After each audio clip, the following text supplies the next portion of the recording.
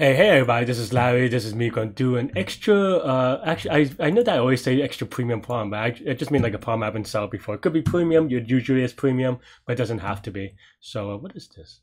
So there, let's do a random one and let's go. Go. Unless it's like database or something. Okay, it is a premium problem. I haven't done it before, so let's get started. Let's play around. Hope everyone's doing all right. Hit the like button, hit the subscribe button, join me in Discord and all the good stuff. Yeah, 21, 28, we move all ones with row and column flips. You're given a binary grid or binary matrix. You could flip any row or column such that it is all zeros to one. Return true. It's possible to move ones from any number from all grids. Okay. I think the first thing I would say is that I noticed that it is a binary question, meaning that it's true false, meaning that you don't have to there's no minimization, right? And then the other thing is that maybe this is obvious, maybe not, but at least it is intuitive to me for this problem, because if you flip the same column or row twice, you get the same thing, right? So it's almost like an XOR, but you get the same thing. And what that means though is that you never want to do the same thing twice, because you can also do the same thing by not doing it, right? Which I guess is a minimization thing, but it also cuts down on the things you have to check. So what does this mean, right? I don't know what it means per se. I mean, I think there is some forcing function, which is maybe why it's a medium, which is why, you know, I don't like to do that. What I mean by that is that I don't like to kind of see the medium, and sometimes it influences how you think about it and attack these problems sometimes. And what I mean by that is that because it is a medium, I am inclined to say that there is a greedy solution where basically your move is forced, right? And I was going to gravitate toward it, but the proof is still tricky, but it is something that like it just kind of affects you in one way or the other. And maybe it's bad habit on my end though, because sometimes you outsmart yourself sometimes. But in any case, the idea here is that some moves are forced. We just have to figure out, you know, what is the right ordering if there is an ordering, right? And what do I mean by that? What I mean by that is, you know, let's say let's just do it row by row. Looking at this row, what does this mean? That there's a 1 here. What does this 1 mean for us, right? That means that, well, that means that for this row or column, we have to do it at least once, right? So I think because it does, I think, so sorry, let me say it without kind of stuttering a bit. For this one, as I said, one of the properties that you notice is that you only press one column or row once every time.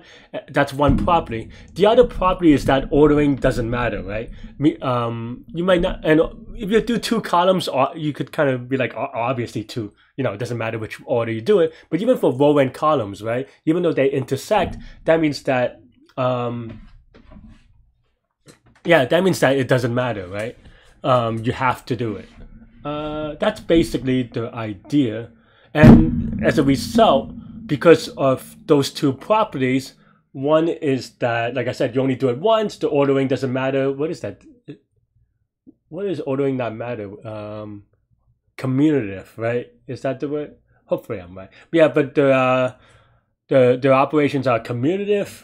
Maybe, I don't know if I'm using the wrong word, let me know. But yeah, just that the ordering doesn't matter. And as a result, that means that as long as you structure your ordering in any way, it should be okay. So I think from that, I mean, it's not a strict proof, but it is, like, in my mind, it will be good enough to implement. But yeah, and the idea here is that just like scanning here, we can press, you know, you could convert all the rows to zeros by, you know,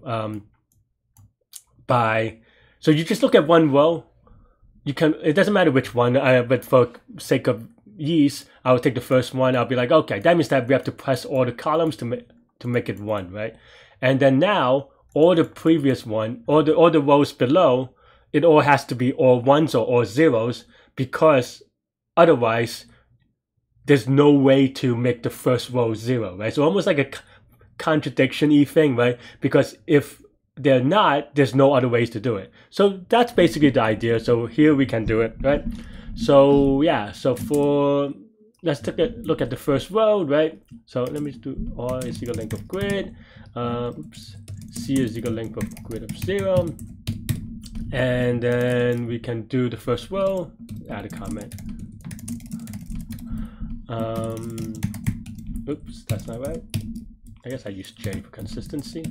And then basically if grid of 0, J is equal to 1, then we want to flip this column. So maybe we have a column flip is equal to times C, right? Then yeah, and you could, I guess, write it in a one-liner really. And then okay.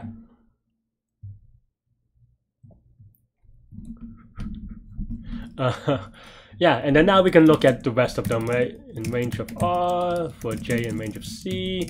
Of course, we don't have to look at the first row, so we start at 1. And then basically, if column flipped of J, then we flip it, right? So now we grid, and you could be smarter about this, to be honest, for sure. Nope, I guess 1 minus grid by J, or you can just do not, I suppose, but I don't know that, right? So this basically flips it if we have to flip the first column, and then now maybe you could do another thing of, or maybe I'm just lazy, right? Whatever, right? So yeah, so if or x is equal to 1 for x in grid sub I, yeah. So if all of them are 1s or all of them are 0s. You can maybe write this in a cleaner way, to be honest, but like maybe you go to the, like you could write this as equal to grid of I0 or something like that for the first, but I don't know. I think this slightly makes, I mean, this is slightly shorter, but I feel like it's slightly more uglier. I don't know. But yeah, but if this is true, then that means that's good. So, so maybe the opposite of this, right? We want with any where this is not the case, then we return false, otherwise we return true, and that's pretty much it. I think the code is not that difficult or like to understand, maybe the way that I write it is, but you can definitely write this in a cleaner way pretty quickly if you understand the idea. But the idea is pretty tricky, right? Just because it's all proofs and mathematical and logical, right? And the things that I mentioned, so the two things that I mentioned, one is that you can't flip the same, or you can, but there's no reason to flip the same thing more than once. And then the second thing is the order doesn't matter. And then the third thing is that as a result, everything is forced. All those, just to kind of full disclaimer, is that, well, I took like 8 minutes, and a lot of that is talking, so I knew how to do this. Wouldn't say instantly, but maybe like 20 seconds in, to be frank, to be honest. But I'm not saying that to humble brag, and I'm not saying that to like, hopefully not to discourage you, but what I want to bring up with that is that it's just a lot of experience. I've seen similar problems with I call it grid, but I guess it's like a binary matrix. I've seen similar problems with flipping these things and like these properties and kind of, and for me, to be honest, even though I knew the answer immediately, I actually have to remember a little bit how to articulate it to you at home to be like, oh yeah, I should at least prove something. Otherwise, it's just going to be like a quiet 2-minute video, right? So there's definitely stuff like that. But what I mean to say is that like a lot of this is practice, a lot of this is experience. Don't get discouraged with practice, and you kind of see, like maybe not the same problems. I don't remember this problem, but you see the same building blocks here and there. Some people call it patterns. I don't know. I feel like that kind of has a connotation of like memorization, so that's why I don't really prefer it. But that's what I want to say. That's what I have for today. That's what I have for this one. Let me know what you think. Let me know if you're upsolving in the comments. I always appreciate it. You're pushing yourself a little bit more. But yeah, that's what I have for this one. And this one's pretty doable. This one I would also say like it's very interviewable. So yeah, that's what I have for this one. Let me know what you think. Stay good, stay healthy, take your mental health. I'll see y'all later and take care. Bye-bye.